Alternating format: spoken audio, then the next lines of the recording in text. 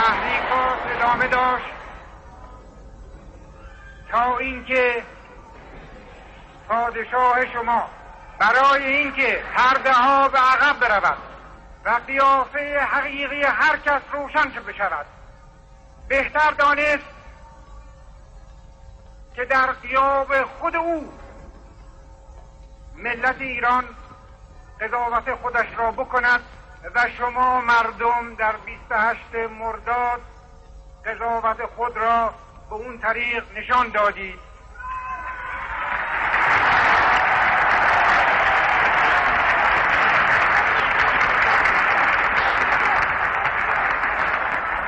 و میخواهم بگویم که نه فقط خواستار مراجعت پادشاه قانونی موروثی خود بودید، بلکه یک رسالت تاریخی اضافه بر آن به من دادید که منجر به انقلاب 6 بهمن شد.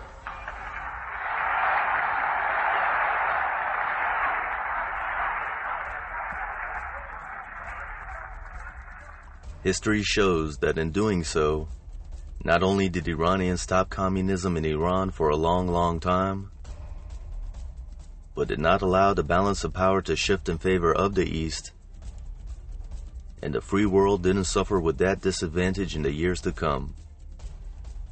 Perhaps many leaders of the free world, many U.S. presidents in the following years did not realize this while they were busy fighting communism.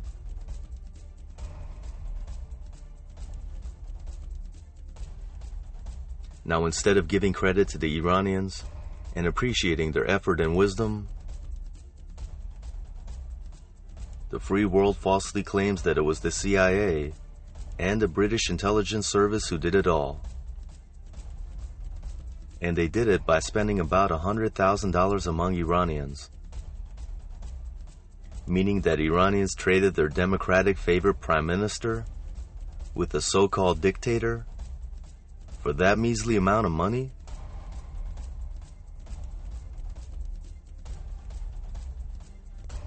Many of those educated Iranians who had spent years studying in the West took that humiliating and contemptuous assumption and happily spread it among friends and foes.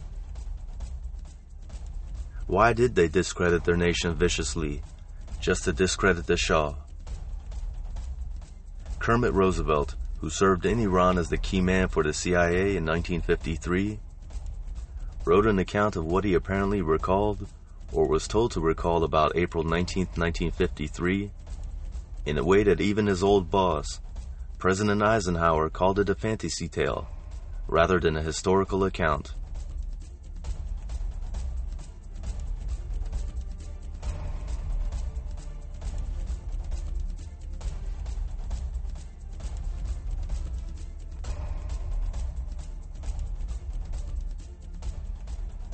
The highly exaggerated role of the CIA and intelligence service in toppling Dr. Mossadegh and bringing back Mohammad Reza Shah by distributing money among some Iranians was used over and over by the Shah's enemies and some supposed friends,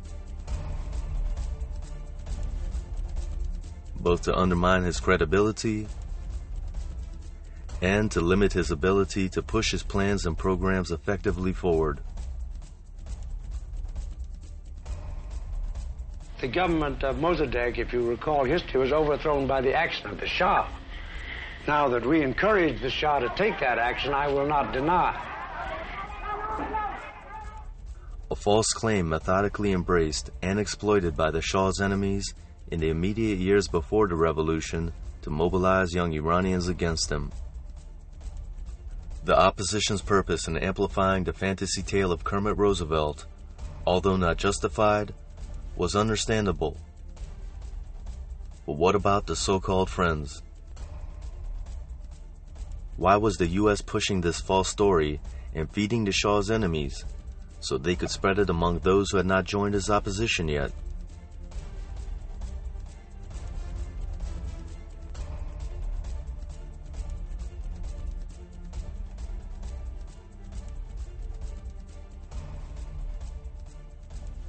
Ardeshir Zahedi, disputes Roosevelt's account, saying, "Anyone who has studied the history of those turbulent years would also know that Mossadegh was the most pro-American senior politician Iran had produced."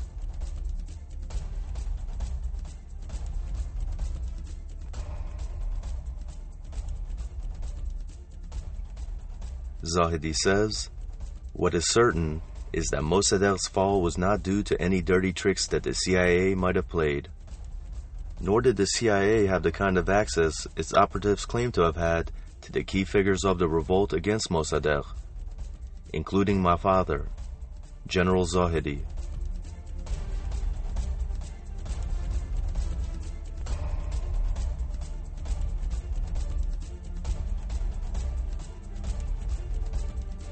The most interesting thing is that Mossadegh himself never blamed the Americans for his downfall.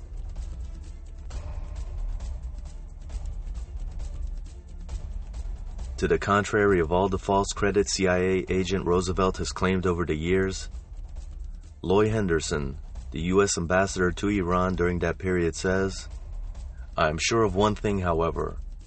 No matter how skilled the CIA might be, it could not have engineered the overthrow of Mossadegh if the people of Iran had not overwhelmingly been in favor of the return of the Shah." This is the same CIA that during the Cold War was working on ridiculous plans such as the infamous plot to pour some sort of powder in Fidel Castro's boot that would cause his beard to fall off in hopes that Castro would lose his charisma and idolization. We can welcome diversity, the communists cannot, for we offer a world of choice, and they offer a world of coercion. And the way of the past shows clearly that freedom, not coercion, is the wave of the future. Then why has the U.S. helped spread this untrue story throughout the years? Perhaps one reason was to boost the image of superpowers in the third world nations and make them believe more about their inferiority. It is a fact that America contributed more than any other source in creating the false image that indeed the Shah was a puppet of the U.S.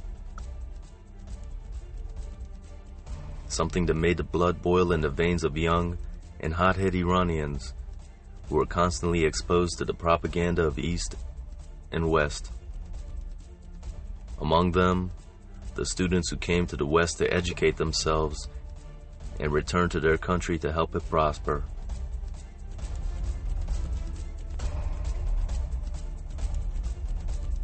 But the question they never asked is, if the Shah was indeed an obedient puppet under U.S. command, why was the commander trying so hard to discredit its obedient puppet?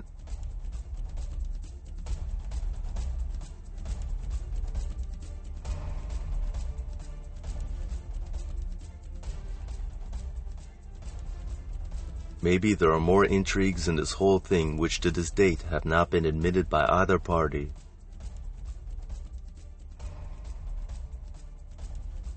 The intrigued and the intriguers both. One for the shame of it, and the other for the fear of exposing the secret game of merciless global politics.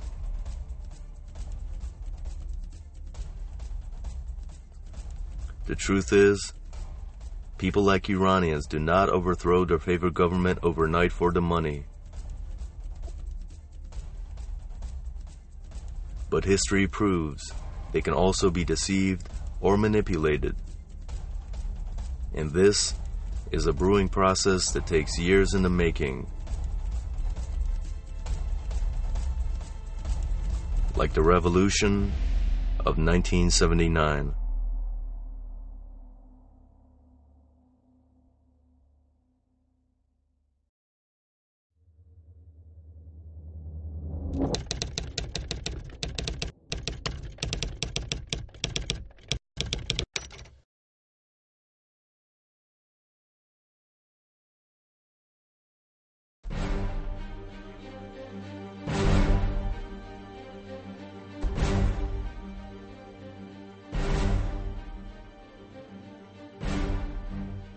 On March 2nd, 1975, Mohammad Reza Shah suddenly declared formation of the Rastakhis, or the Resurrection Political Party.